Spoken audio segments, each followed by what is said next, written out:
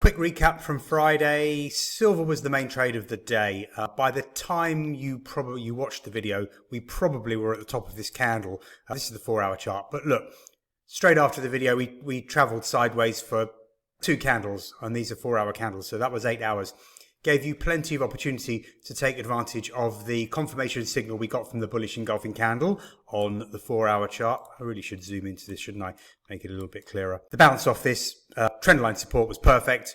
Bullish engulfing candle, pause to get in, and then boom, another big up move. So even if you only caught this move, we went from 65.72 up to 67.39. Pretty good move, 150 pips or so. Even if you waited till the close, we closed at around 67.11. So that still would have given you, what's that, 140 pips?